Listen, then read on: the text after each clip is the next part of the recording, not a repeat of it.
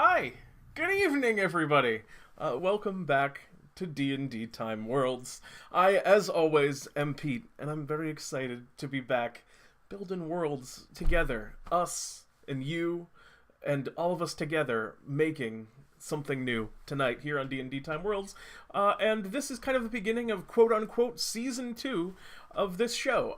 So for anyone who's new to it specifically, or would just like to rehear what the core premise of this show was, because, well, what was the core premise of this show? Because we're going to be changing things up a little bit this time around. But last time on DnDTime Worlds, we built an entire homebrew world together. It was called Empyreon, and it was really fun to make it with everybody. It was a blast. It was a whole world where the gods battled the gods were essentially playing the world below like a board game. It was very cool. There was a lot of like intricacy in the pantheon of it, and we're gonna start a new world today. But in kind of speaking with people and thinking about the various kind of the various things that we did last season. Because we don't. One of the kind of problems from last time was that we ended up building something that it was hard for people to kind of jump in and know what was going on unless you had the kind of frame of reference of everything that we already built in the world. We're going to be doing things a little bit different lately, and I see there's always already some like great conversation about villains, which is what we're going to be doing today specifically, but we'll get into that in a bit in chat. Bionic Shiva saying heroes make the best villains, Reflected Today saying, or do villains make the best heroes? Or Xanderil, why not both? I mean, both certainly can be true, and maybe we'll incorporate some of those aspects into whatever we build here today. But yeah, I think it's going to be fun, and also it's just good to be back on talking about world building aspects and just creating stuff with you. So yeah, we're going to get into it pretty shortly, but. Also, I see Max Meister, hello, and I don't think I said hello to you yet, Lance, but hello to you as well. And yes, I do know about Sharon. Sharon was a really cool character that Xanderil made that you should ask him about, because that character was very cool.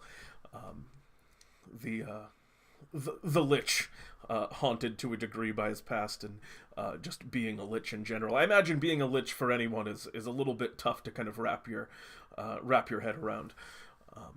So let's talk a little bit about what our core philosophy is here on DnDTime Worlds, and how that's going to change here in Season 2, the second core of DnDTime Worlds, where last time we wanted to build a world that was built for a D&D campaign, or a world that tells a story. So we want to build things that, could be played. And I think that's something that is going to be completely unchanged. We want to still, everything that we make here, it's meant to tell a story, and that is the kind of grounding factor that is going to unify everything that we kind of do and come up with here. Hello, Fox in the Box. Good to see you on tonight. Hello. Also, she was saying, Philip Q. Janglebones handles lichiness just fine. You don't know what's going on in PQJ's head. PQJ is what his friends call him. The next kind of core piece of philosophy that we have is serious-ish. I don't want this to be just kind of whatever the things that we build. I don't want to just build memes because they're goofy and silly, which I'm not saying that we can't do silly. As always, we can do silly. Just make sure that it's silly because it fits into what the thing that we're building is, and it's like interesting from a story standpoint, not just because you want to include, I don't know what the hot new meme is right now. Maybe the Mafia Boss meme, I think, is really good. If you just want to include your level 100 Mafia Boss meme, well, do it elsewhere. We're not going to do straight up goofs, but again, it's okay if, like, the thing that we build ends up being goofy. Oh, and Fox, Charon is good. Also love you guys. Thank you so much for the subscription. Wait, 12 months! 12 months in a row, an entire year of D&D time. I think this is the first one of those that I've seen. I may be mistaken. If there's already been one, I apologize. But I think that is actually officially the first 12 months in a row. Absolutely crazy. Absolutely crazy. Thank you so much. we've had the ability to have subs for a year. This is a monumentous occasion. I wish that Jeremy was also here for this moment. So good. We want to keep things serious-ish. The next one was don't build in a vacuum. As we come up with ideas, we want to think about how they fit into the overarching world. And here, this is where I'm going to deliver justice unto our core philosophy. That core piece of philosophy is dead. It's not it's not a bad idea, and I think if you're building a world on your own, I think you absolutely should still do that. I think you should still, every time you put something in, think about what it means in the context of things. But in the interest of... Level 1, yeah, exactly, Max. That's the meme I'm talking about. In the interest of... kind of, in the interest of making things a little bit more accessible to people dropping in, or so that you don't have to, like, have been here every single week to know exactly what's going on in Worlds, we're going to be building things in a much more modular way, where each day we create a piece of... each time we do Worlds, we're going to create a singular piece of content that one could put anywhere in their game. So today, like I was saying a little bit earlier, alluding to, we're going to be building a villain. We're going to be going over kind of what kind of creature the villain is, what its goals and motivations are, where in your world you could kind of fit it in, like how one could take this villain that we create today and just slide it right into their own campaign. So everything we do is going to be very modular, but that being said, I think there was also a lot of people that very much enjoyed the kind of progression of Worlds, so we're still going to do that, and we are going to... I love villains. Selcrest is a villain, right? I mean, the only person that can answer that question is you, Fox. So, I don't want to completely cut that sense of progression out of Worlds and, like, building something over time and week after week. So, I still want to create things, and we're going to assume that everything we build is going to fit into one world. And ultimately, what I'd like to do with this quote-unquote Season 2 of Worlds is...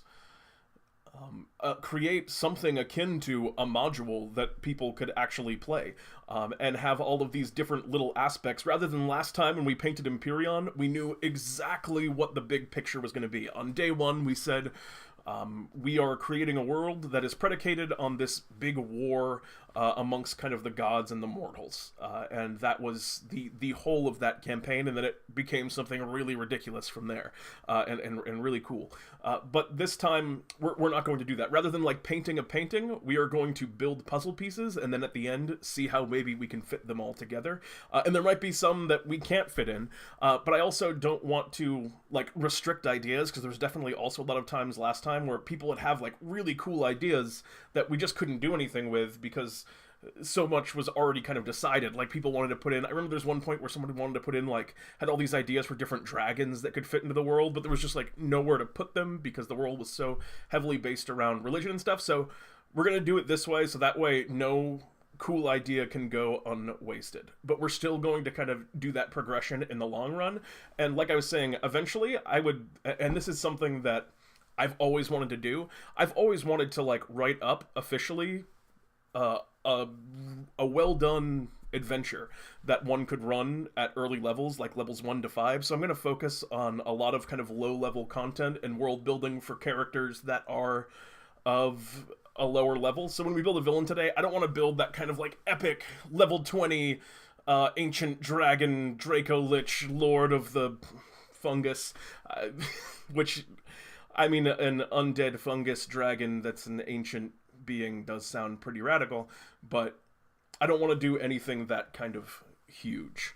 I want to kind of keep us on on that smaller low-level scale, because I think it'd be really fun to have, at the end of this season of Worlds, an adventure that you guys could just look at and read and then run on your own, in your home games, take pieces of it out. And that's another thing, is this will be very, like, you can just take chunks of whatever we come up with on Worlds this season out And even if you don't like the whole of the world, you can use bits and pieces of it here and there that you think are cool, and they'll be easily transposable into your game. So that's my big kind of goal for this season of DnDTime Worlds. And then the last kind of core piece of philosophy was the little things. While grandiose world-building concepts are important, we can't neglect the smaller details and how those big concepts will affect the lives and interactions of the world's people. I think this is still true. I don't know if it's something that will... I think that's something that we'll naturally focus on with this new kind of direction. Yeah, without further ado, I would love to get into it and start building a villain. I missed some things in chat over here.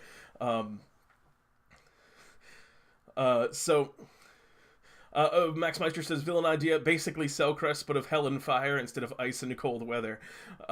Just, Cellcrest is already, she's hell, ice, and cold weather, just not the fire. But she's already got the hell in there. And Reflected 10-8 says, oh god, we're just the horde of the demon lord. Jeez. I believe that was a reference to a Bartholomew quote someone made. But scary. But scary. Isn't Mort a mafia stereotype? Yeah, absolutely. And why are they called... What are they called? Myconids? Yep, Myconids are the fungus people. I really like Myconids a lot. That's all I'll say about that. I really like Myconids. Guys, let's build a villain. So we're going to get into the actual kind of nitty-gritty of building a world. This document is going to be eventually available for everyone. It is not currently. I want to think about how I want to structure it. So right now we're going on it. As you can see, we're a little bit bare at the moment, unlike last season's document, but I want to see what we do here today, and we're going to develop it from that. So here are just some kind of core ideas. Oh, can the villain be leggy? Perhaps it can be a leggy villain, but I don't think the villain can be a leggy boy, if that is what you are implying, Fox. So these are some ideas. Oh god, can an intellect devourer inside of a leggy? I don't want to think about this. Please stop. No, don't do this to me. So these are the kind of core things that I want to talk about for what our villain's going to be. And if you guys have ideas for things that I missed that you think are going to be really important in figuring out a villain, but this is just kind of a rough sketch of the things that I think we need to establish. So we need a name. That's last thing. We can just come up with that whenever. We need to know what type of creature the villain is. Are we going with kind of like a dragon? I think it would be fun to do something not necessarily... I don't think we want to do like a player character style villain, like a more human villain. I think it's more fun and more kind of easily transposable if we do something that's, you know, a dragon would make a great low-level villain, like a wormling or a young dragon. A werewolf or like a vampire spawn. Both of those could be very cool low-level villains. If there's like a particular monster that you guys think would be fun, say like an undead, like you just want to have a zombie be the villain, or a wight, or something like a myconid, which we were talking about. If you just have a stat block that you like and you want to kind of build around that, we can do that. And then we could also just talk about, like, if we're going with something that isn't necessarily powerful enough to be a villain on its own right, like a zombie, for example, we can talk about who the zombie is a zombie of, and then build up a little bit of a kit for it in the long run. Be like, oh, well, this zombie's also going to just be a high-level fighter, like they're the deceased of like a very powerful warrior, much weaker now that they're a zombie. So we can do stuff like that. We can play around a little bit with the with the mechanics and the stat blocks, and hopefully we will.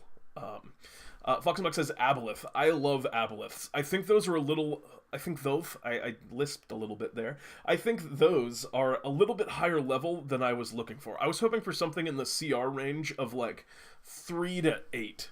And I think an aboleth is a little too scary for that. I'm looking for some really low-level stuff. But that's, I think, the first thing that we're going to establish, and we'll come back to that in just a second. But other things that we'll talk about, what they look like, how they act, how they'll kind of present themselves. Also, I would like to pick something that's sentient. So I don't want to do, like, just, you know, an earth elemental that's gone on a rampage, because I don't think that's not necessarily a villain, that's just a monster. We want something that can think and plan and has goals, because that's really what defines a villain, in my opinion. So we want to talk about what they're doing wrong, how you would kind of, harbinging, what I mean by that is how you would kind of influence the world around them and show that they were active, kind of, how the villain impacts the world around them and how the heroes would learn about them, is what I mean by that. What their lair would be like, what any minions they would have, maybe things like strengths and weaknesses. Special powers. I like any major villain to have some kind of like very something that's unique to them and a piece of their kit that defines who they are, and that you wouldn't see normally on a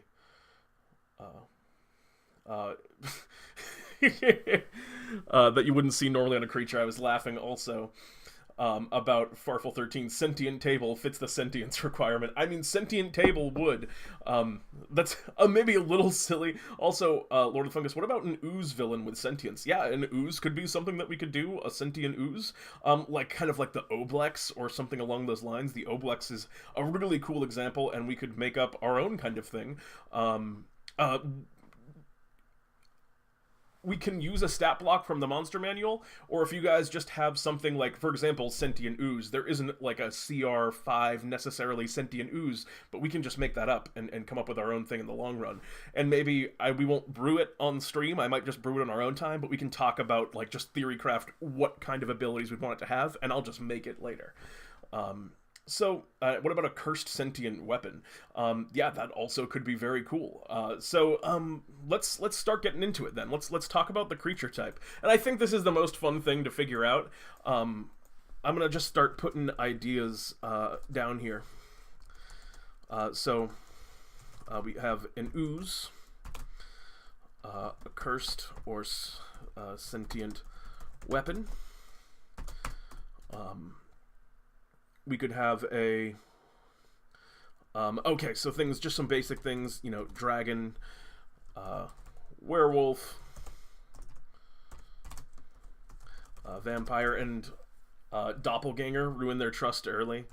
Doppelganger could be a very cool one, yep. Lord of Fungus. We'll talk about, like, I'm just gonna say Myconid for like a stat block reference point, but yeah, we're gonna definitely give whatever the villain we have, we're gonna have a cool title for them, like Lord of Fungus. Myconid.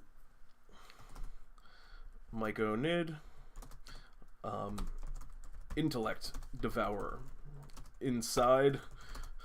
Well, we'll just go with Intellect Devourer, and we know what an Intellect Devourer is.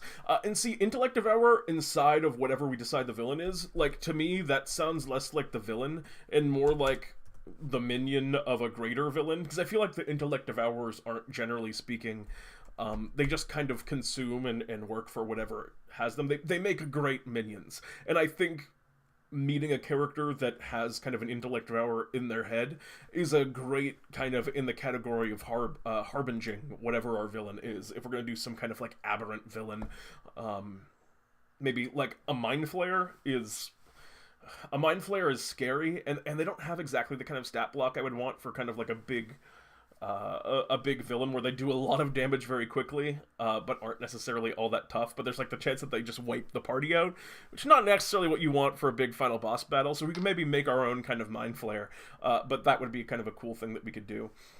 A kobold that's very full of himself. I like that. A kobold. Or a hobgoblin. Yeah, I think any of the goblinoids would work.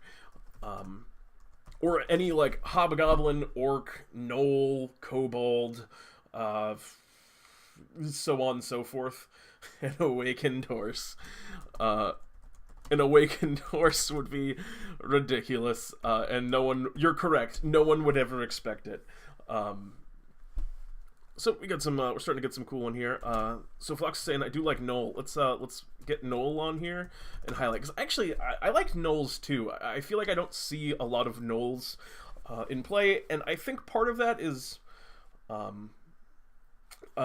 think part of that, so we're going to highlight Gnoll as a possibility. Whoa, wrong thing. I made the text, not the highlight. There we go. I think one of the reasons you don't see a lot of Gnolls is because if you read the lore of Gnolls, they're essentially minions of the demon lord Yeenoghu, and all they want to do is just kind of rampage and pillage and just kind of tear across the landscape. So I think that Gnolls tend to be just cast aside as these kind of berserkers and barbarians, but a gnoll that was a little bit more intelligent and had, even if it was still like in that category and we want to do that, I think that could be very cool. So we've awakened Horus with a great old one, mind talking powers, commanding minions around the party when the villains is the party's horse all along. As much as I love that, and it's delightful, I think that's in the category of maybe a little bit memeier, and I don't think that's something that, like, people would just, any person would just be able to throw into their game. I think that's a little bit too outlandish. I'm not an elf, I'm not a noblin, I'm a gnoll, and you've been gnolled. Pretty good, reflected.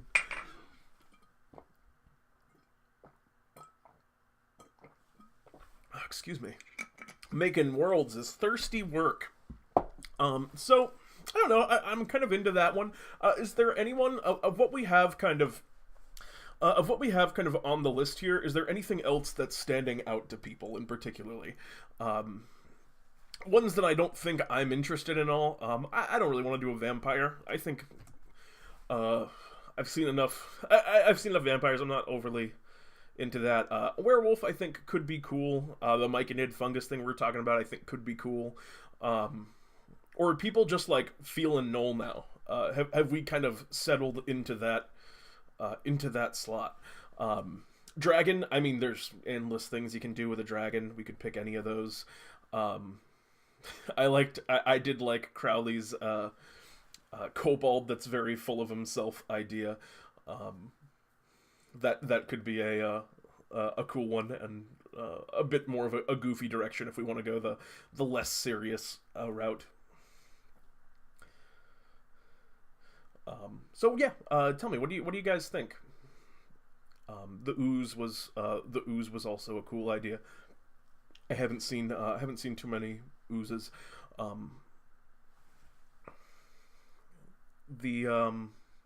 Not dragon. Okay, I feel that. You dragoned out, Fox. I mean, that's understandable. I mean, there's countless dragons. I personally haven't done a lot with dragons, so they still seem very fresh to me. But I can certainly understand. It's Dungeons and Dragons. Agreed on the not Yeah, well then let's get dragon just the hell out of here. We don't need no dragons. Dragons are so stereotypical. Well, I mean, there's a lot you can do with dragons, Sheba. I wouldn't go that far. Don't knock the way another cat dragons. But I'm with you guys. Let's get dragon out of there. I think the cursed sentient weapon, I think that's like a cool plot point, and I would like to like one day talk about cool kind of worldly magic items that we can build. But I think that's not like a villain in the traditional sense. That's like a much different style of villain. Pass on werewolf. Yeah, all right. Let's get werewolf out. Doppelganger, myconid, intellect devourer, kobold. I don't know. I'm not hearing any directions, any other kind of objections, and people seem to like gnoll. So I think we can just decide that we're gonna make a gnoll, which I'm very into. I really like gnolls. I think like a gnoll, war chief or whatever we end up going with for this particular gnoll, will be very kind of interesting. So. For starters, if we're going to go with a gnoll, and for anyone who's unfamiliar with what a gnoll is, just as a quick point of reference, a gnoll is essentially a terrifying hyena. They're a hyena that walks on two legs and just goes around eating everything and killing everything in their path, taking what they want, and then moving on. They are raiders by kind of definition. And so Fox is saying make him smart. Personality? Yeah, I think that's fun. He's smart. How smart we can decide over time. I think at bare minimum he's more intelligent than the second most intelligent gnoll. He's the most intelligent gnoll by far in his group, because I definitely think can we make it blind? Yeah, absolutely. I think that, so it's a mole gnoll. Oh no, it was a meme. I thought you had like some kind of direction that you were gonna go with this. We can make it blind, but only if do you have a reason other than for the name Mole Gnoll.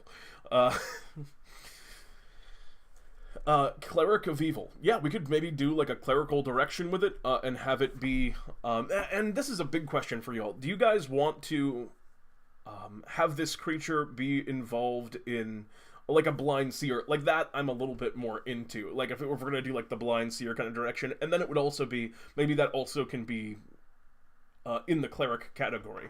Like, I'm picturing kind of, almost a religious leader that kind of, oracle-like with the cloth over the eyes. Not to get into oracle territory. That actually has nothing to do with the oracles that we had in the last game, but when I hear the word oracle, I immediately think of our previous world. Master Roshi, powerful old boy. Yes, so, or an oracle of, if we want to do, my next question, do we want to involve Yeenoghu? Did these gnolls, do you want them to be, kind of incorporate the lore that exists of the demon lords, or do you want to kind of make our own gnoll that, these gnolls kind of have their own path, they've to a degree divorced themselves from the demon lord, so on and so forth. I think Fox thinks Yeenoghu is neat. Yeah, I'm down. So let's personality smart. And I already liked some of the directions that we're coming up with. This kind of this diviner, this blind seer. So let's talk about. And we're almost talking some orc stuff here with like the Eye of Grumsh, the Eye of Yeenoghu. Let's talk a little bit about, okay, so special powers. We're talking blind. Well, I guess that's more in this category of weaknesses. We're gonna go with, and this is a great archetype that I really love. The blind seer, I think, is I think the blind seer is an archetype that everyone is to a degree familiar with. There are, countless characters in popular media and just, different forms of fiction that follow this kind of, they have lost their sight and in turn gained a new one. And I think a gnoll kind of following that path is just very interesting. So I think in terms of crimes, and what I mean by that is, why is this individual evil? Like, what about them is evil? I think they're just a follower of Yeenoghu. Follower of Yeenoghu. I think that's how you spell Yeenoghu. If it's not, someone looks it up, let me know how you spell it. But I think it's... You know what? I have no idea. That might be it. And if it's not, then I'm sorry, and I've let you all down. So let me look and see a little bit more about what you got. I think Yeenoghu's never seen him used. Yeah, I think so too. He's being guided as all he knows. Yeenoghu is the only being that has seen more in him than his blind self. So Yeenoghu kind of is this demon lord that's just that just runs over the land. Like, I think the official lore of how gnolls came into being was that Yeenoghu's body kind of was cut and wounded, and from his blood, like, the gnolls just kind of sprang, and just started, like, rampaging over the world because of how evil he was.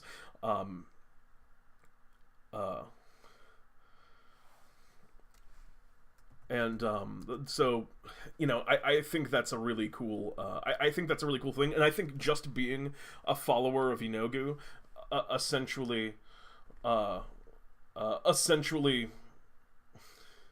just kind of makes them evil by nature. If they're going to endorse the doctrine of Yeenoghu, they are, by their virtue of doing so, absolutely evil. Trust a flump.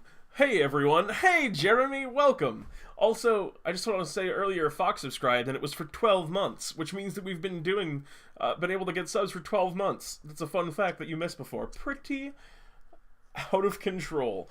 What if his pack is starving and he's ravaging the land smartly to kind of feed his kind's endless hunger? Maybe like human ranches or something. That could absolutely be pretty rad. The idea of the human ranches sounds pretty brutal. I absolutely like that. Ivalon, hello Ive. Good to see you as well. Oh, wait. I'm sorry I said that in an upbeat way right after you said such a sad thing. I'm sorry that you're not feeling well, man. I've heard that is bad, but yes, all healing energy your way, I've. Trustaflum says the name Yeenoghu reminds me of Samurai Jack. I know what you're saying, and I can't place it, but I definitely feel that. Like, I feel like there is a character that has... I feel like there's a... Was it just Aku that you're thinking of? What is the... If anyone comes up also with that, anyone comes up with that sort of, idea of what that Samurai Jack reference is, please let me know. So he's a follower of Yeenoghu, and I like the idea of hunger being a major motivation. So let's see. Famine, driven by famine. Do we want to take that kind of direction? And Promise Neverland style. I have not had the opportunity to watch Promise. It's been on my watch list. So if human ranches are a major part of Promise Neverland, let's talk no more about it, because I don't want any spoilies. We're taking human ranches out of the equation. But let's deal with these hunger. So, wait, I forgot to put something down for goals, which is like the most important thing. I'm sorry I've let you all down once more here. So let's talk goals. Do we want this to be male? Do you want this Gnoll to be a male, female, gender? We'll just a placeholder. We'll just do a placeholder there. Their people are female. Female Gnoll it is. Her people are starving, and she is trying to motivate them trying to ensure their survival. And I think that oh, hello, Diadems. Yeah, we're on Season 2. We're starting a whole new kind of world. And to get you caught up to speed, the way we're doing Worlds this time is going to be a lot more modular, so you won't have to, like, tune into every episode of Worlds to know what's going on in Worlds. Instead, we're just going to be building, like, individual things. So tonight we're building a villain. So we're talking now about this kind of idea of this Gnoll who is kind of a blind follower of Yeenoghu, probably literally and metaphorically, and her people are starving, and she's trying to kind of ensure their survival by any means necessary, I would assume, because we have to make sure we're in the territory of villainous by any means necessary. So I think in terms of crimes, and I'm starting to get a little bit inspired now, in terms of crimes, if we're doing a follower of Yeenoghu, the reason this individual is villainous, I mean, the Gnolls feed on any living creatures they can find. The Gnoll pack feed on any living creatures that they can find. So I think harbinging this, ravaged livestock, and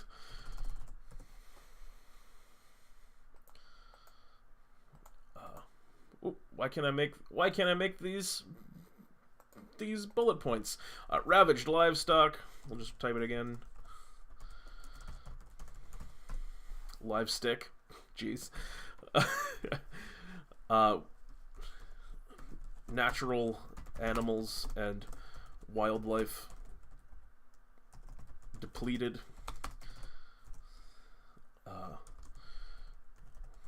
Mutilated corpses.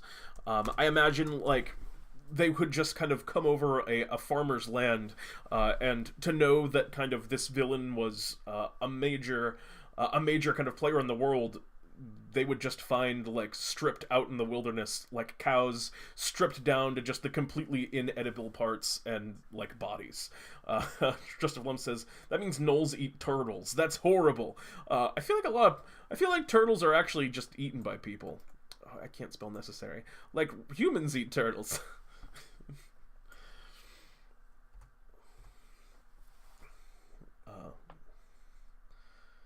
I think you meant no. Turtles are innocent. It's pretty good, Jeremy. I guess Estrella's arc for season 2 is going to be versus the Duke of Winter. Oh, just to be clear, season 2 specifically of Worlds, not of DnDTime. DnDTime doesn't got seasons. And Bioshiba says, okay, well, she was blind and probably helpless, but very intelligent, but every run around her was too chaotic and mindless to care, but Yeenoghu saw her true potential. Yeah, and I think it's interesting. What I think would be interesting is kind of... yeah, we're not doing... We're just on Worlds tonight. We're just building some content. So yeah, I really like what you're getting at there, Shiba. And what I think would be interesting is maybe that I imagine that maybe she was a leader at one time of her clan, or like a promising warrior within her clan, or a raider, just someone of significance. So let's make a new tab for history of this individual. History or backstory, what have you.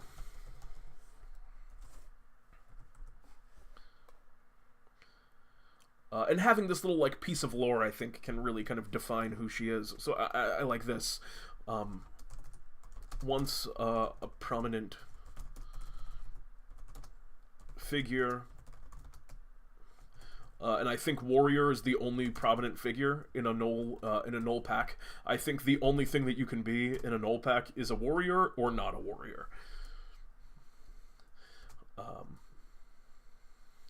Once a prominent figure injured and blinded in a raid, probably cast down within her society, her society rose back up through Yeenoghu's guidance. So I think that's probably the arc of this character. SMR confirmed. Yeah, I think that's a little bit. Oh wait, I thought you were just comparing this character to an SMR. You're just talking about my bow tie. My bow tie is aggressively white, like me. Yeah, it's, I don't know, it's a little bit shiny, but this is what I'm talking about now. Let's get back on this Gnoll. Come on, make it a Flind. I'm not sure what a Flind is, or make it a Find, perhaps. So I think this villain kind of was someone important. They were blinded. They either were cast down, or through Yeenoghu's guidance, just kind of, they found a new place. Found a new place for herself. Through new kind of powers. And so what does it mean for this individual to be an oracle, so to speak? What does she do? Does she see the future? Is she kind of divining things? There was discussion of divining, so maybe she just has some innate powers over divination. And when we're building these things, we might just take class abilities and stick it on regular month. Like, we could use a Gnoll stat block, and then just give them the portent feature. Like, things like that can really... I'm not actually familiar with... I'm not familiar with a Flind. I will have to look up a Flind later on. So, yeah, again, perhaps perhaps we can like take abilities like Portent and just smack them onto a Gnoll, or maybe give her a little bit of a casting suite. I imagine this character has blind sight, tremor sense, or true sight. Any of those, I think, could be very cool. Maybe not True Sight, that's probably a little bit... even True Sight, I think on a low-level monster, True Sight is just, like... It's just cool. And, like, the ability to see through, like, invisibility is such a huge deal at low levels. Like... And even, I guess, that never stops being a big deal at higher levels. But that's the kind of thing that, like, a low-level party will be like, oh, damn, True Sight. Tremor sense, yeah, I guess we're back on your mole, your mole Gnoll idea, Bionic Shiva. And if that's the direction that we want to go with, is the mole Gnoll, as long as it's not just because it's a mole Gnoll, I mean, I'm into it, we could make it work. Yeah, so I think we're gonna have, probably a spellcaster of some kind. What is the personality of this individual? We know that she's going to be intelligent. Whoop. She's intelligent.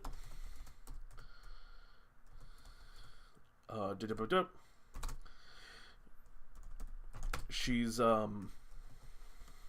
obviously driven, because she's someone that has, like, kind of been beaten down and then built herself back up, despite disadvantages, has succeeded.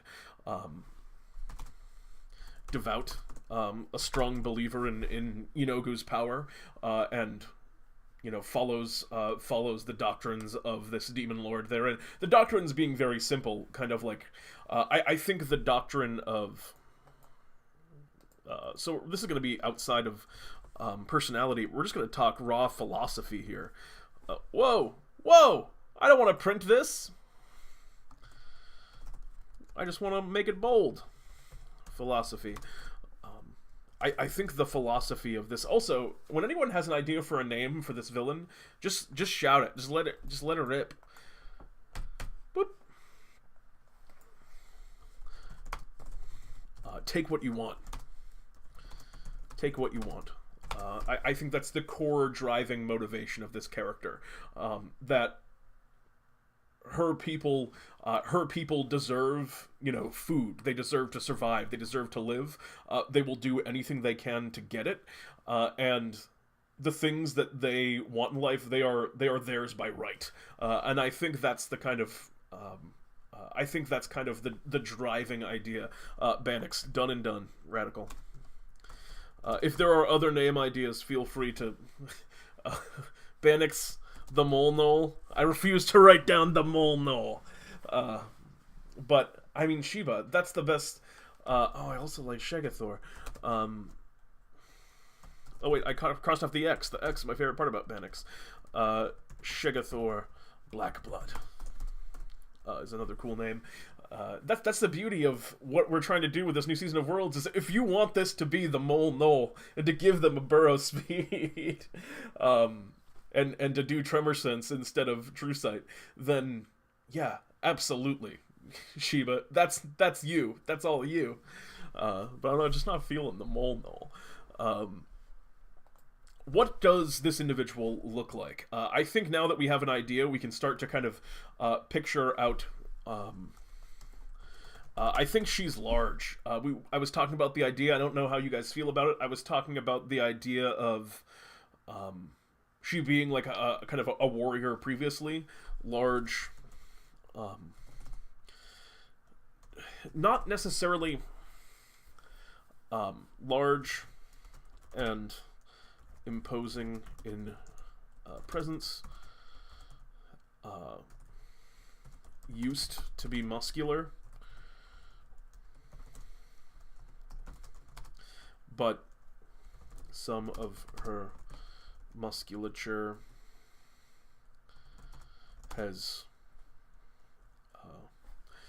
kind of withered from inactivity, because she's not necessarily as much on the front lines anymore. Yeah, tall but thin. I like that. Large horizontal scar across her face going over both eyes.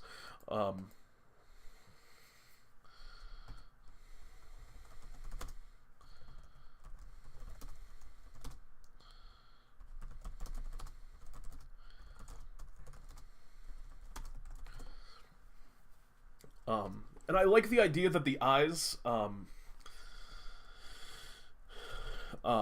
feel like the idea is that one of the eyes is definitely a different color, and that's kind of the Yeenoghu eye. I don't know if left eye is sort of glossed over. And I think Yeenoghu's eyes are just a pitch black. So I like the idea of her eyes in turn. Maybe the pupil just glossed over white. And then the right eye is just kind of the why can't I get it? Just the pupil takes up the whole. Is the iris? Is that what I'm thinking of? The iris just doesn't exist. It's just is just pure black. If it's not, the word is not iris. Please tell me what it is. Oh, I'm doing this under history. This is their past. This is their appearance. Is what we want here. Whoop. Boop.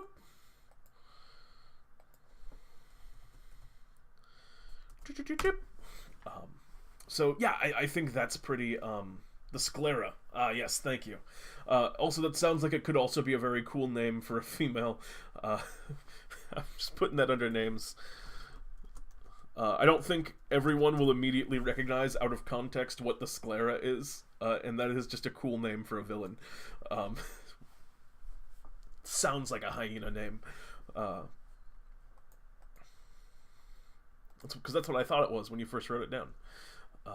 So yeah, I think that's a cool look, and we don't want to go, in my opinion, on anything, and I think you could apply this to just about any creature that you're going to make.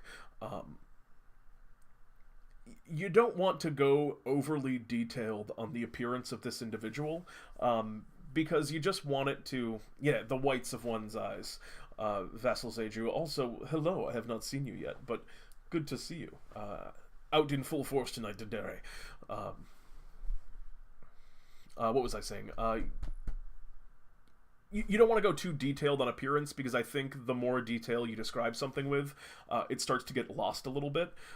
So I don't think she covers her eyes, for one thing. One of the common things is, perhaps like the cloth wrap over the eyes. I think she kind of stands proudly, because that's definitely the type of character that we're creating, is one that, loves kind of her people and who she is. Or maybe doesn't love, but respects, likes, feels strongly about one way or the other.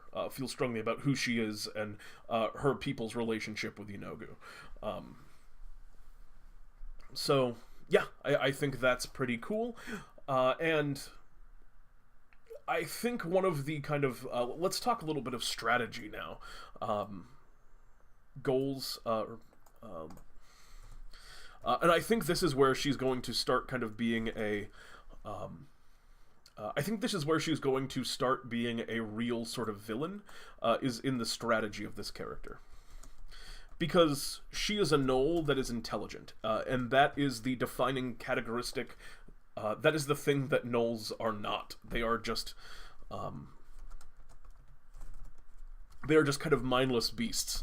Gnolls are normally fairly mindless beasts that ravage the countryside, taking and, killing whatever they want.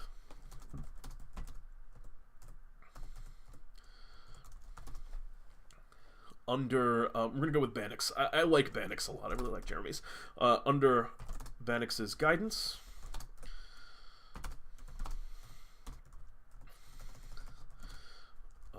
the gnolls instead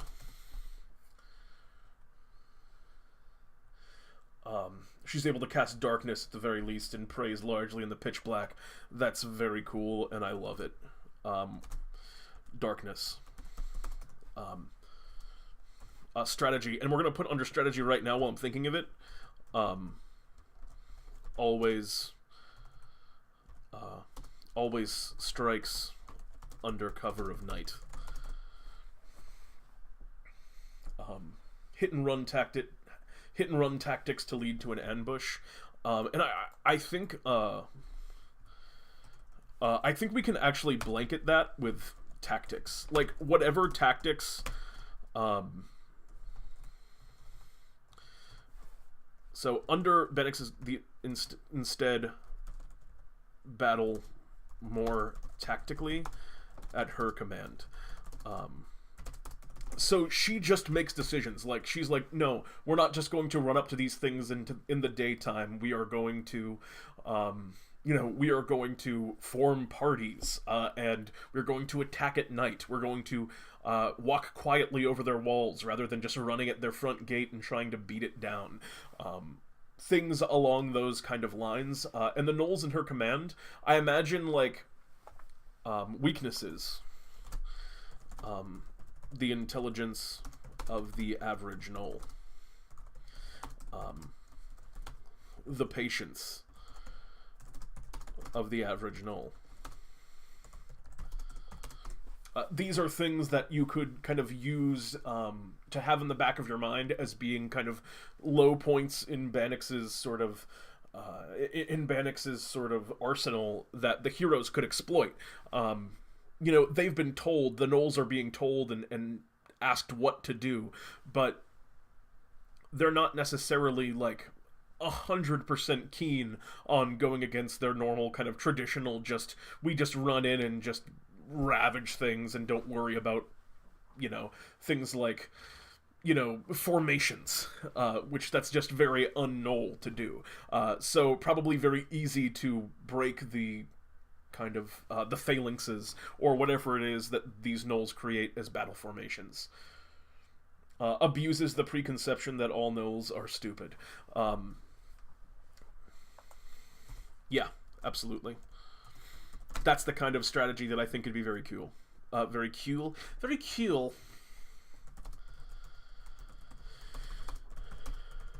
Gnolls are stupid. And so these strategies are probably going to be how your players interact. And so this is going to be in the category of harbinging. Gnoll raids on outskirt villages have become fiercer and better coordinated.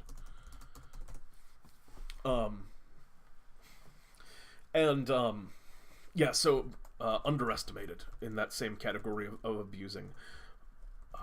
The way that your players are going to end up interacting with this character is largely going to be through her minions. And her minions are very simple, I think, here. Her pack. Her pack is her minions. Do you guys have any other ideas, by the way, for things that, like, gnolls might control or might have at their kind of beck? I don't think... gnolls are kind of fast. I don't think wargs are completely out of the question. They just kind of seem like...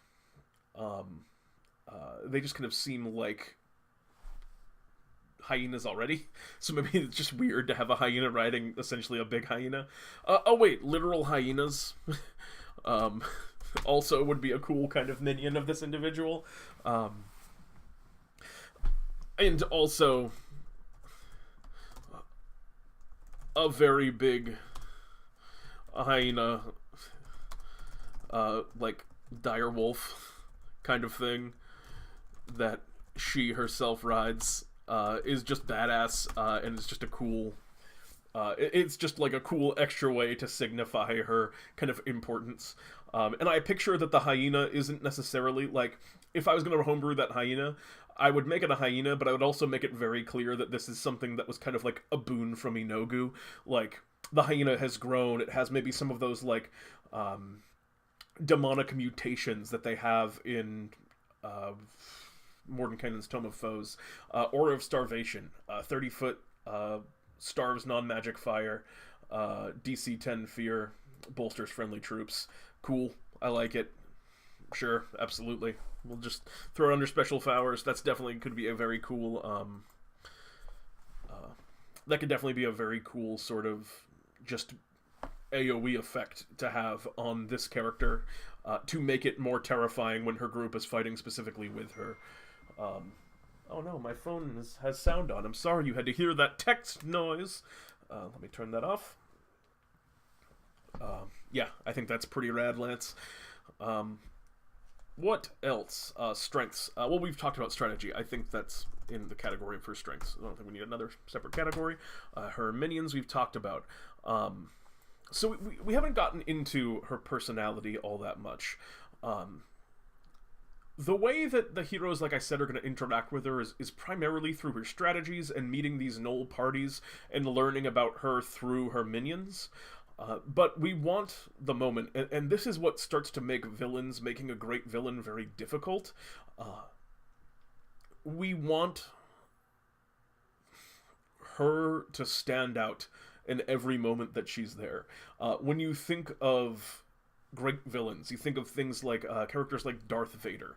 Darth Vader is the dominant presence in every single scene that you see that character in, and we want to the best of our ability, and Darth Vader is kind of a one in a million, but we want our villains to have that effect on your players. When they are there, they own the location that they're in.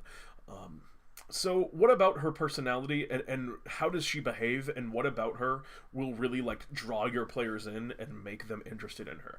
I mean, they'll be able to tell, like, to know that she's intelligent is something, to know that she's intelligent is something that's objective, kind of subjective, and maybe they'll see that for the tactic. That's a hard thing to kind of get across.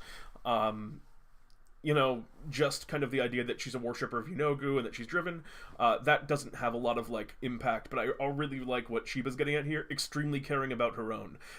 Like, starts to freak out when one of her pack dies. Caring of her own. Cool-headed, maintains her cool in battle.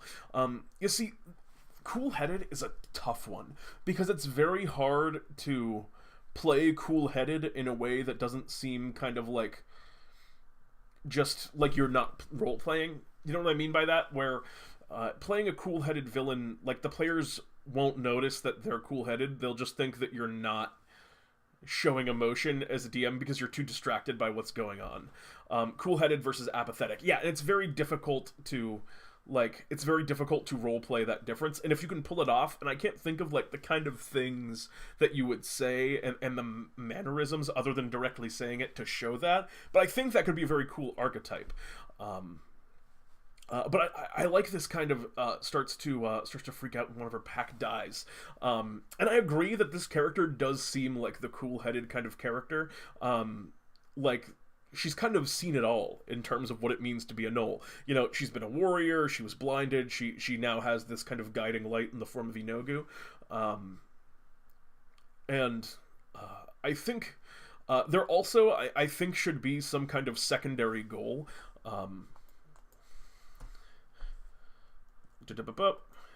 At the subject of, because I think we want to really get the, we were saying before that we liked the Yeenoghu aspect. We don't want that to feel like it's in name only.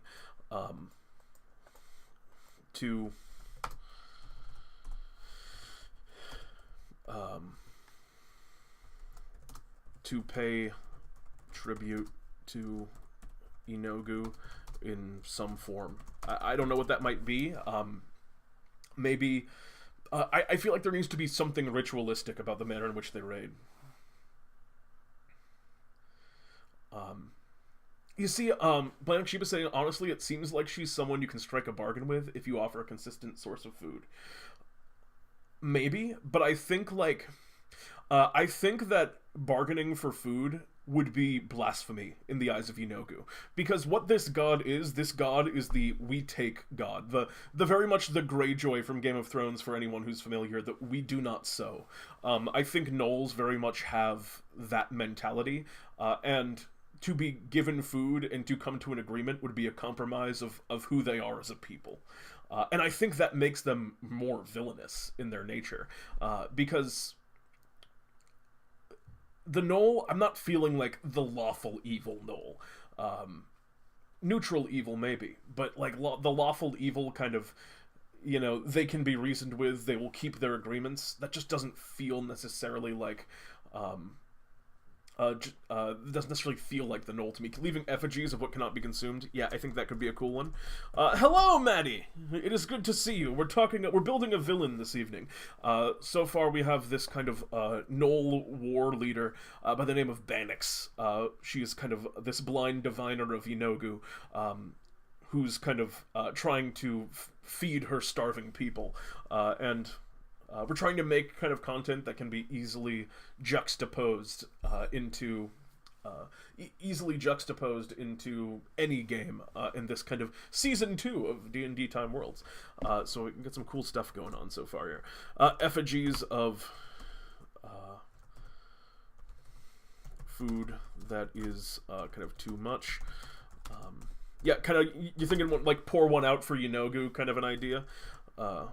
Pour one out for Yeenoghu. Need any ideas specifically? Not particularly anything specifically. But if you got anything, let us know. Taking live hostages for ritualistic offerings and damning them to Yeenoghu's realm. Yeah, let's throw that right in crimes.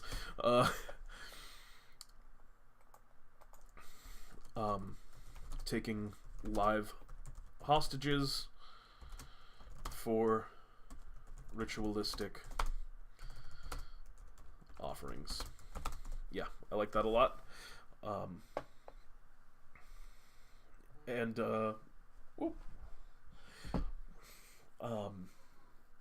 Yeah, I think that could be very cool. And that's also going to go into and I think this goes beyond harbinging, and that is how are your players going to interact with this character? So, how will players interact with Banix? Boop, boop, boop, boop. And hired to track down kidnapped individuals absolutely works really well. I think some of what Shiba was talking about before with like playing around with the strategy, kind of using the fact that the Gnolls are using the idea that the Gnolls are kind of unintelligent to kind of play around with it. I think you can learn a lot about Banix through her strategy, as we were talking about before. Learn about Banix through her strategy. And I'm really starting to get sold on the name Banix. The more I say it, the more it just feels right. But in that category, the players can interact with one of her raids once. The next time they do, there will be some change in the Gnoll raiding force that reflects that they expect the heroes. And this is a great thing to do, because this is something that I think a great villain will always do. They will not just... they won't just kind of keep acting and sending things like... If the heroes go and stop the Gnolls that are attacking a town in the night, if the heroes happen to be there and just slay all of these Gnolls, the next raiding party will not be the same thing, because that's not like an interesting villain. That's just like someone who's not thinking and just unconsciously just tossing minions away.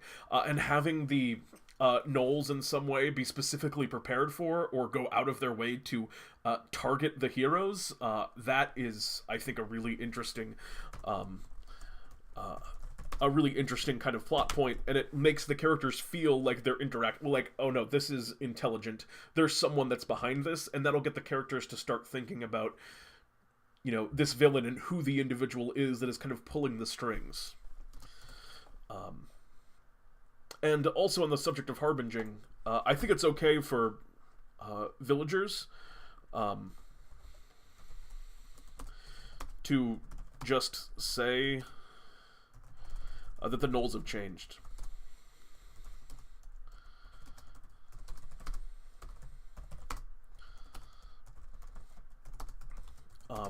So this is a villain that we want to be kind of, maybe not like a major villain, but a good kind of side villain that one could, have the players encounter around levels probably 3, 4-ish, because I think that's a good time to be fighting big packs of gnolls. There are all sorts of gnolls in the all sorts of gnolls in Volo's Guide to Monsters specifically. There are things like gnoll witherlings and all kinds of different gnoll pack leaders. I think one of the features that all gnolls have in common, and I have my monster manual here, so I'm actually just going to look it up right now, but I believe that gnolls have this sort of bloodlust ability, which maybe we can come up with something cool related to that as well. Yes, it's called Rampage. Let me read this ability to you. Rampage. When a gnoll reduces a creature to 0 hit points with a melee attack on its turn, the gnoll can take a bonus action to move up to half its speed and make a bite attack.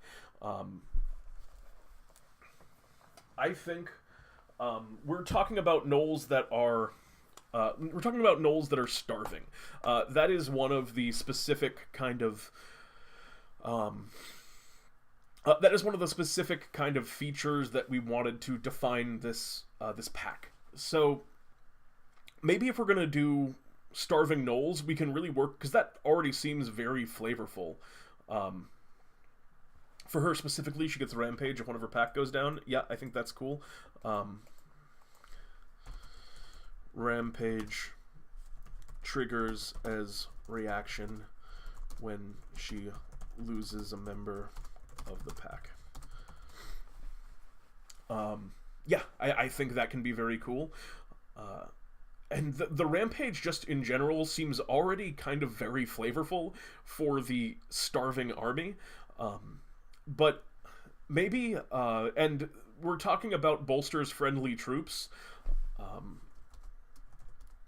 Maybe when a creature goes down while within her kind of aura of starvation that you were talking about before reflected, up to X gnolls within the aura can also use Rampage as a reaction. Because I'm picturing now, I can picture this moment very clearly in my mind, where all of these gnolls are battling the party and they're starving, but these fights are likely going to happen in towns. So we haven't talked about the lair yet.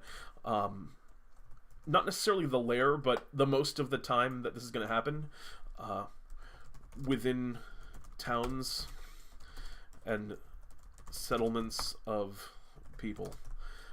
Because, they're hunting people. They're cannibalizing individuals, or I guess cannibalizing was not correct, but they're eating people. So they're going to go where the people are to do that.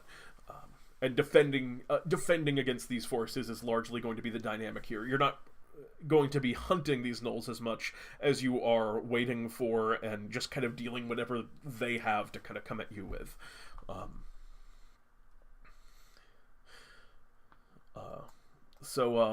When a creature goes down, maybe a bunch of the other gnolls can use the Rampage, and that's a very evocative and scary thought. I picture one of the gnolls kind of takes down just a peasant that's running away or in the scene, and then all the gnolls that are fighting the players, very much like the Bower Hag has a move like that. All the gnolls that are fighting the players just step back away and just run over and just tear apart the body of the downed peasant.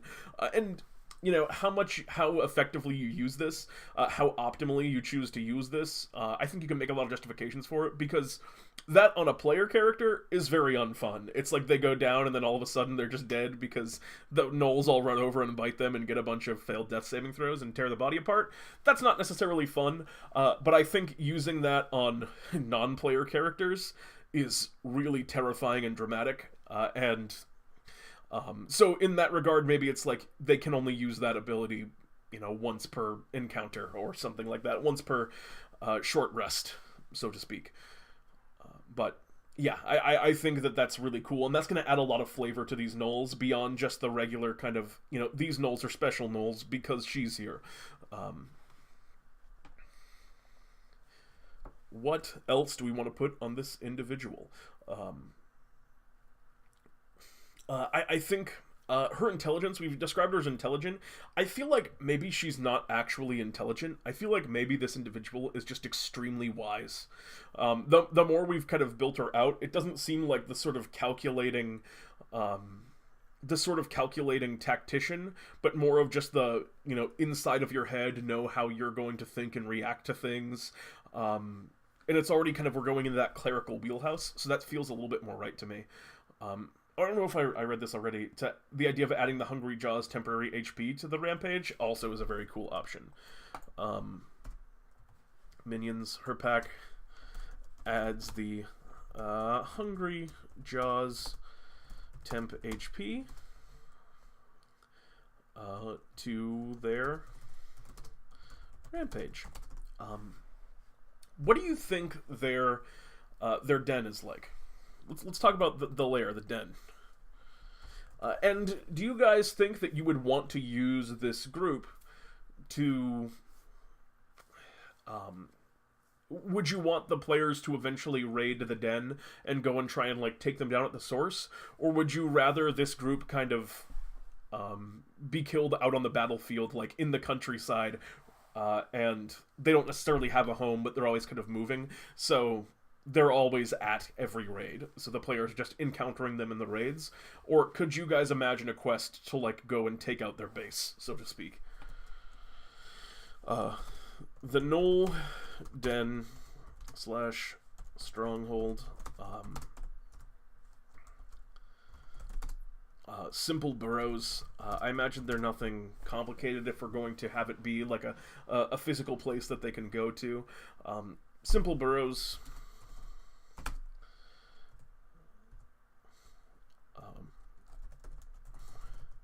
relics or vestiges of Yeenoghu's worship there. And actually, there's absolutely a place, because we were talking about before how some of them might go back and kind of kidnap individuals. So I think that's very cool. So vestiges of Yeenoghu's worship there. I think that could be, seeing the bodies that were ritually sacrificed kind of piled up. That is, that's just scary. And that also very much fits into the Gnoll's aesthetic, which is to say, very violent, very kind of... I don't like to get too graphic with blood and gore in my games, because I just think it's, not necessarily all that interesting. I think it can be a little bit boring. But... oh, go away, Open Office. But I think if there's a time to do it, gnolls are definitely in the category of that, the way they just, tear things apart. Very wild dog-like, which I guess they are, just wild dogs. So I really like where we're going with this right now. What else have we not discussed yet? And in building these kind of little things that we can put easily within our world, and I think Banix, I could put this in any game that I've ever run. I could just toss Banix in pretty easily. What's the term that I'm looking for? I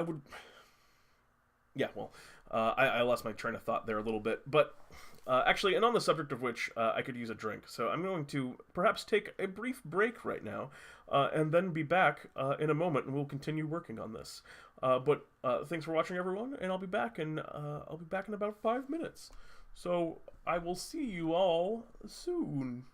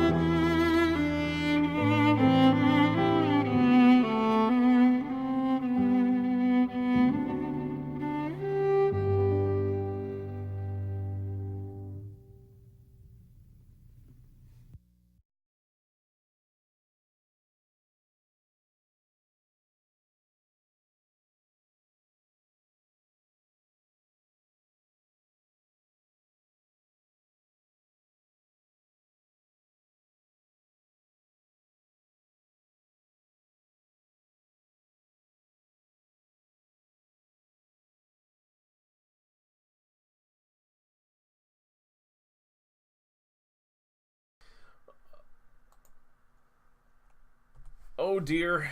Oh gosh. Oh darn. I was muted the whole time, but what I was saying is welcome back! I'm back! And I'm excited to get right back into it. Let us continue building out what I think is actually a pretty cool villain that we have here. We got Banix for anyone who's just joining us or hasn't been with us for too long, and I've now been sold that we're gonna keep Blackblood from Shegathor from the last name here. Banix Blackblood is just a very cool name for a Gnoll. But we're building a villain right now for the new world that we're just kind of starting out. We've created this Gnoll named Banix Blackblood, who is this kind of blind Gnoll that, through kind of Yeenoghu's guidance, this demon lord leads her people into battle and kind of leads raids on the surrounding territory to find new food sources for her tribe, her pack. So yeah, we've actually done a pretty good job, I think, now of fleshing out Banix. We got some different ideas for abilities that Banix might have, what her powers are, how she would function, the way that the players might interact with or see her in the kind of the confines of the world. And I don't know if anyone else is getting this, by the way. When I picture Banix, when I picture gnolls in general, the scene that I always go back to in my mind is Lord of the Rings. I picture that orc raiding party on the kind of refugees moving to Helm's Deep from Rohan, when they come up riding the wargs, and like they just like get into that really brutal battle on like the open like savanna plains kind of landscape that they were in. I always like really picture that visually when I think of how gnolls would function, even though they don't look like gnolls, and gnolls don't necessarily like ride creatures into battle. So that's where I was actually getting wargs before when we were talking about them. Yeah, let's keep going on this track. Like I was saying, I think we've done a pretty good job of, like, we've got a lot here, and this is a villain that I think you could run in your game right now. But I want to flesh out a little bit some of the surrounding things around her now, because we have this villain and we know how the players are going to meet her, like the very obvious quest hooks of, you know, defend the town from Banix, reclaim a child that was kidnapped by Banix's den mates. So that is kind of ready to go, but let's talk a little bit about how this individual would influence her environment and how the world would react to her, and maybe flesh out a couple of other characters that would make a lot of sense given her existence. I think, for example,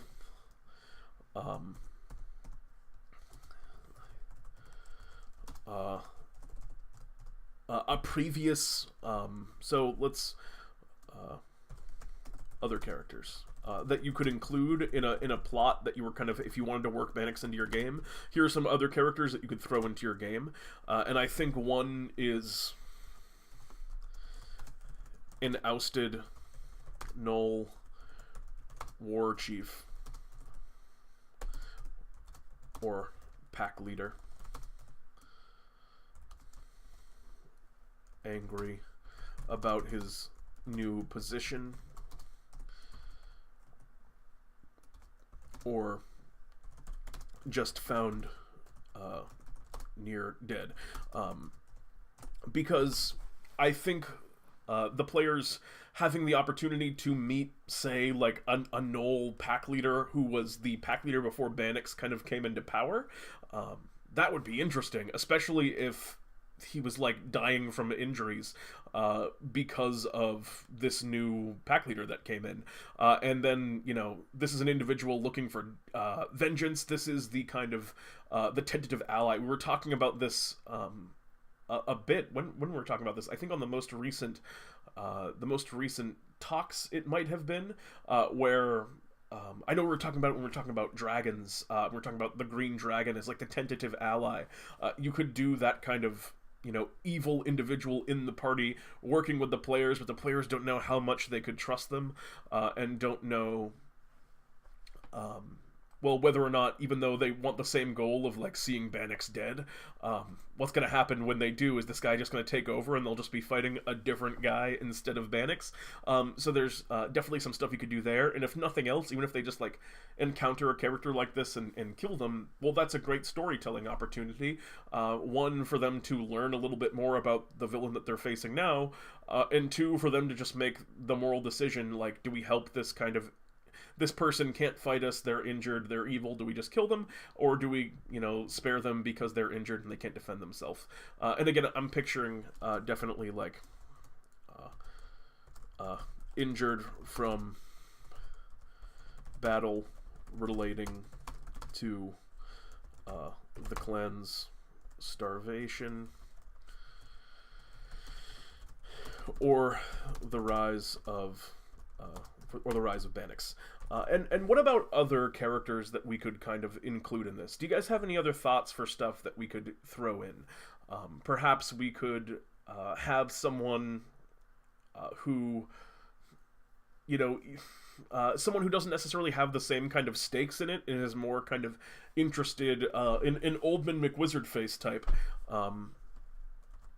a character. And if you guys have any more ideas to like flesh some of these out more, like names for some of these characters that might work well, please call them out.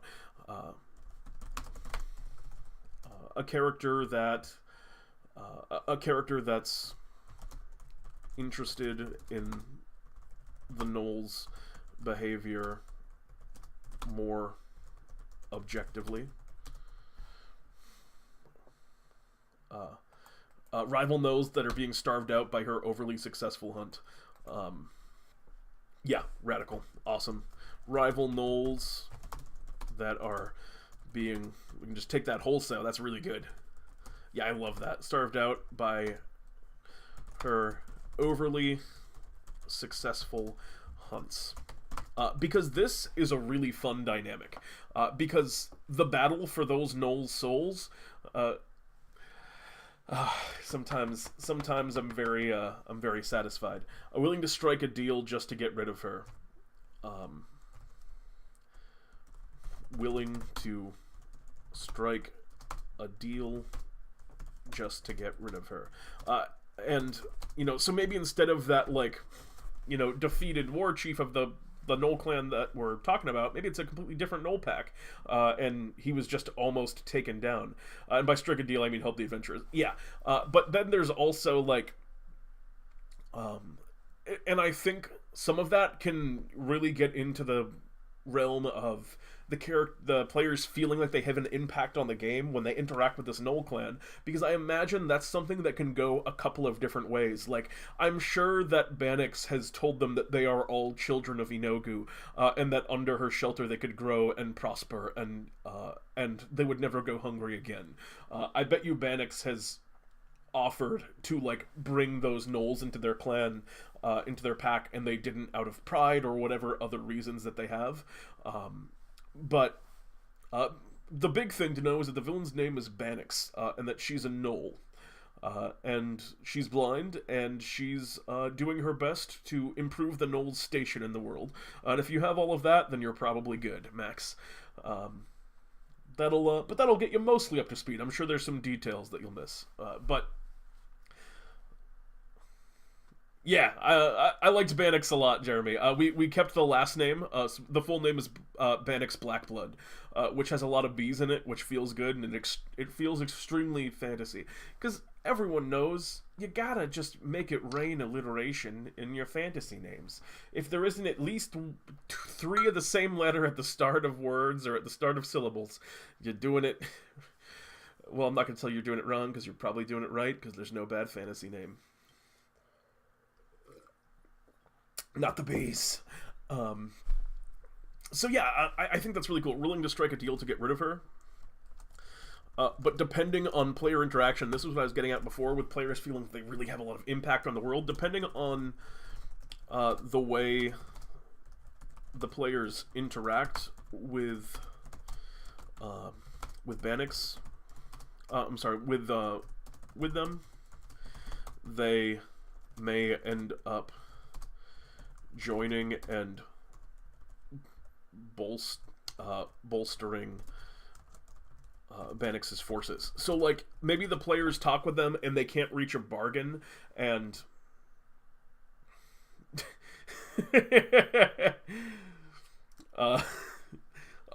the fox in the box is Banix. Yeah, so maybe they can't reach an agreement with this other group of Gnolls, and they ends up coming to blows, and, like, the stragglers of that group end up joining Banix's force, because, you know, the players just kind of drive them into it. So I like this extra faction to kind of work in. Also, great talk about factions. Synergy. Corporate synergy there, from our recent talk. DnDTime Talks, which also DnDTime Talks tomorrow. Yeah, so there's a lot of, like, miniature there's a lot of like miniature Gnoll politics, and I don't think Gnoll politics are overly complicated. It's just who has food, who can get food. That's about all there is as a motivator.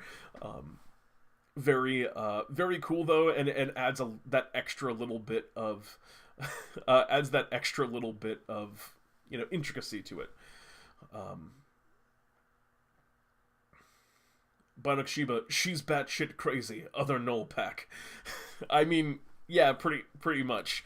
And I think like you can kind of play it fast and loose on this one, I think, but maybe the Gnolls just speak common, because to get some of these ideas across, you have to be able to communicate with the Gnolls. I don't know if Gnolls... I would assume that they don't. Yeah, Gnolls don't inherently speak common. Maybe these ones just do. You can just kind of, like, do that as a DM. Fun fact, for anyone who didn't know that you could just do that, you can do that if you want.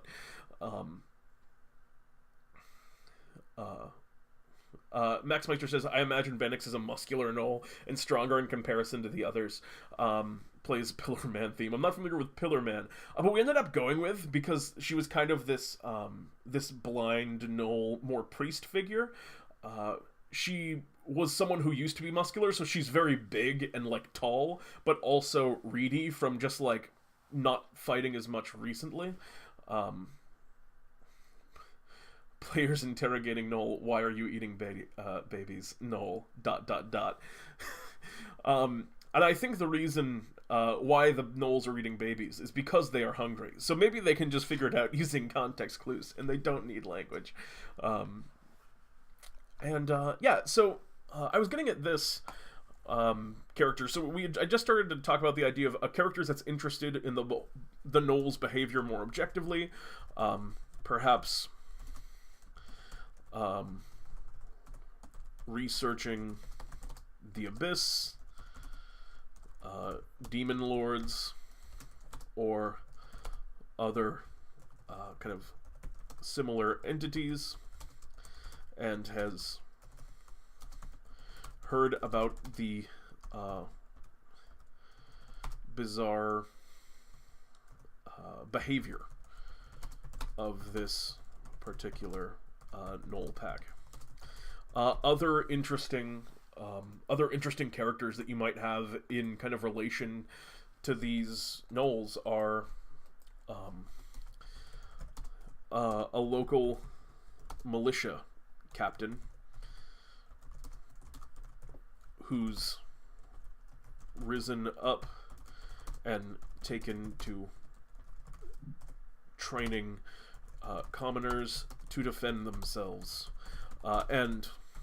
These are the kind of like little details you could throw in, like having the town that has been like the town over from the last town that got completely wiped out by Gnolls. You get into this town, and everyone in it is like gung-ho training and like gearing up, and all of like you see like kids running down the streets with pots on their heads, and like, you know, practicing just like stabbing in the air with little forks and stuff.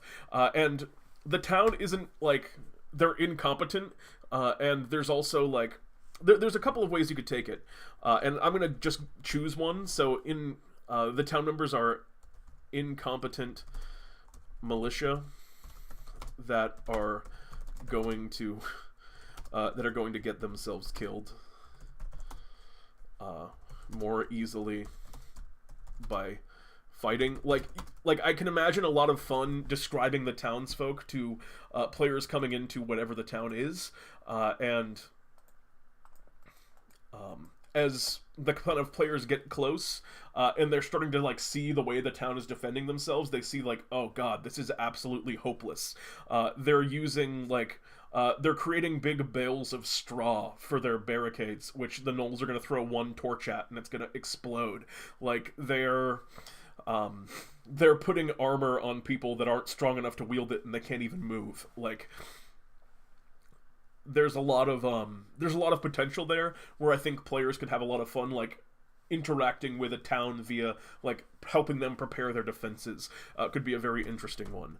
A local lord refuses to abandon the town for political or personal reasons. I imagine that would be another very interesting kind of plot dynamic that you could use. A town that's about to be under siege by the Gnolls, everyone in the town is ready to, like, and the town guard are all ready to just abandon it because they don't think they have a shot against these Gnolls. But the local lord is, like, using his influence and his power to... a local lord is kind of using his power to have the town guard essentially keep the town on lockdown. Like, no one is leaving this place. We cannot abandon this town because, like, this is maybe his only claim to any kind of political influence. And if he abandons the town, then he will have failed as a lord and will be, like, stripped of his title, which he doesn't want. So he keeps the town kind of there against his will. You can work in a lot of these different cool archetypes. Banix says, that reminds me of Crimson Keepers. They're a militia of 5 children defending the town led by a 12-year-old. They tried to tie up the players and had to ask the players to tie the knot because they didn't know how. Yeah, that's kind of the idea I'm going for. Maybe that's a slightly more extreme one, but I really like that. And that's the kind of thing you could do. So would you say there's a lot of child death in Foon? I would say absolutely there's a lot of child death in Foon.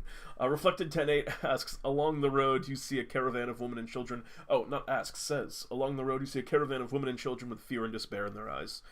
The road, you see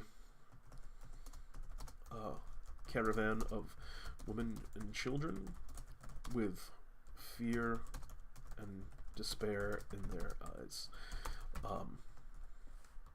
Probably carting some wounded,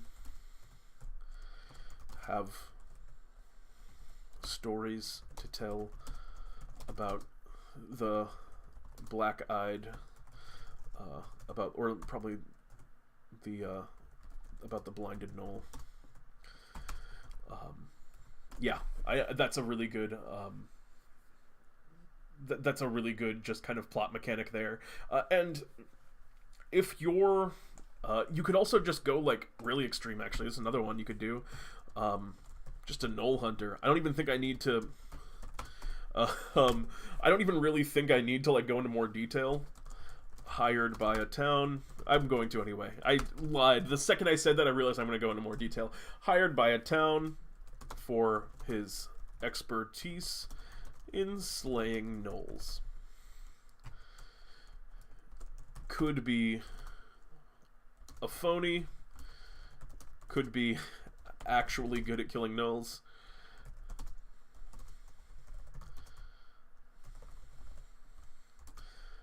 Either way, the party will want to interact with him.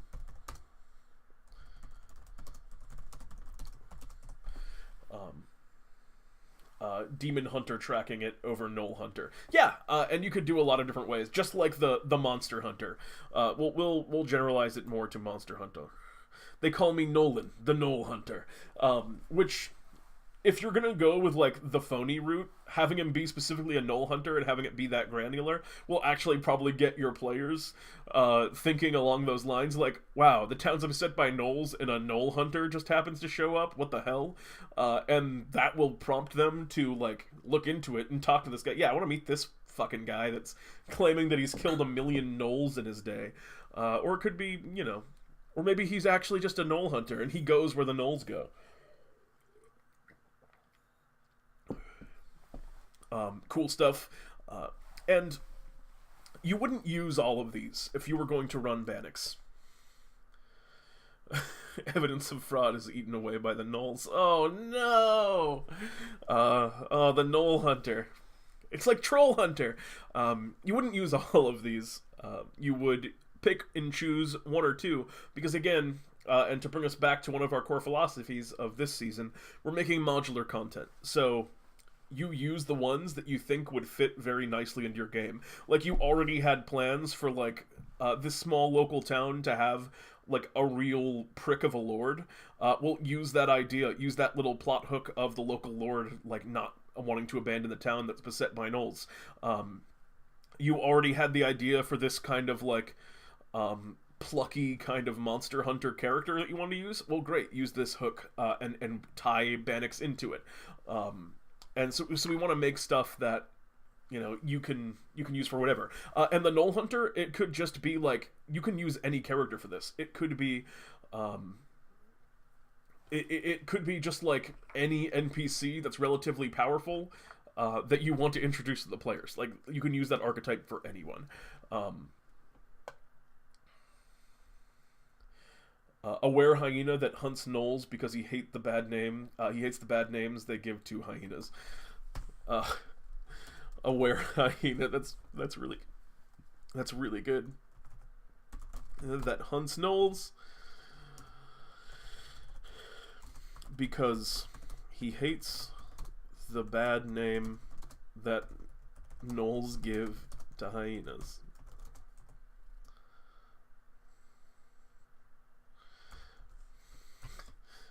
And in the end, the corruption... I can just copy and paste this. The corruption cruise.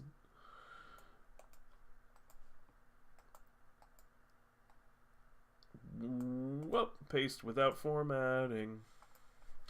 And in the end, the corruption proves too powerful, and he is transformed into a gnoll in a dramatic fall from grace.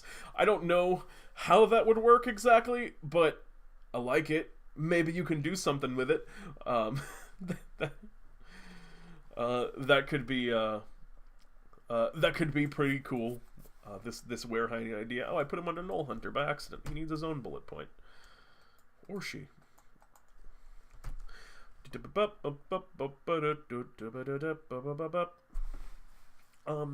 So yeah, I think that's pretty good, and I intend to go back through, for one thing, and flesh out, like, I'm absolutely going to make a Banix stat block, and I'm going to go through and write this in a little bit more of prose, because I want this to be something that you can look at and very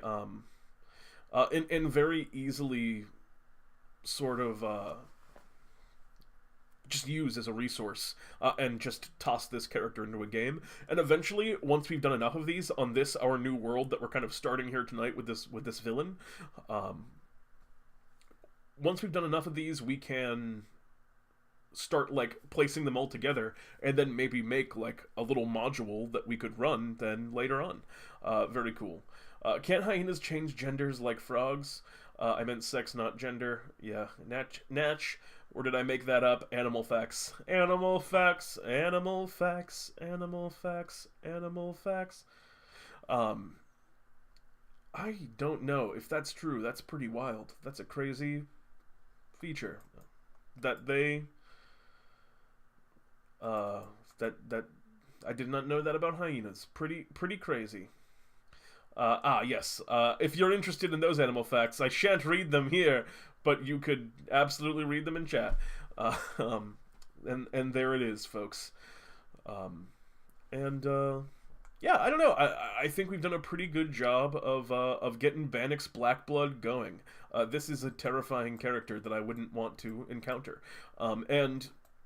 We have to think about, and this always takes a little bit of time, but how you would actually play Banix. I think that's the one thing that I would like to flesh out a little bit more on this character, because we were talking about maybe going that kind of like cool, level-headed. There was also the talk about her going kind of wild when one of her pack goes down. Both of those I think are cool options, and you would have to think about specifically what you would want to do in your own game.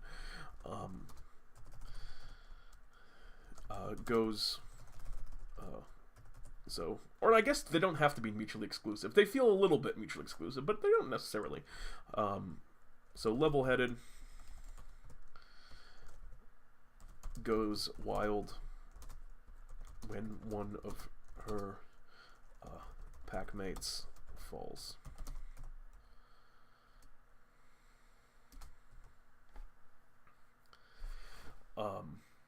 Very good. So, with that, I think, and also with this now new fact that I've learned about hyenas that I didn't expect to hear today, I think that's a good place to call it for today. That's Banix Blackblood. We've made a villain. Next time, I would like to do a place. I was thinking a fun thing to build that we could just put anywhere in our world was like a low-level forest, and let me know what you think of that. But building out a forest, populating it with things, plants, people, quests, roads, that sort of thing. If that's something that appeals to you guys, let me know. Or if you have other things that you would like us to focus on worlds, please tell me, and I will do the things that you guys want to do. Because that's what I want to do, is what you guys want to do. I think that's going to do it for tonight's first episode of Season 2. Thank you all for watching, hanging out. Thank you again, Fox, for the subscription. You're the best. And I love you all very much. Tune in tomorrow to DnDTime Talks, where we're going to be discussing all things Dungeons & Dragons. Specifically tomorrow, we're going to be talking about, I think, we're going to be talking about, like, opening quests and things along those sort of lines. So make sure you tune into that, because I think it'll be good. And then Fridays, Pete and Jeremy's D&D time. As always, there's all sorts of stuff that we got. There's an announcement schedule on the Discord, which you can look at. Many more claps, thank you very much. But if you're interested in our other stuff, please look at it on our Discord, and there's links to find out everything there is to know about D&D time and the community underneath the stream down here. So check all of that stuff out. And without further ado, I think that's going to wrap it up. So I'm Pete, and this is DnDTime Worlds. Good night, everybody. Good night. Goodbye. Goodbye. I know you can still hear me. Goodbye.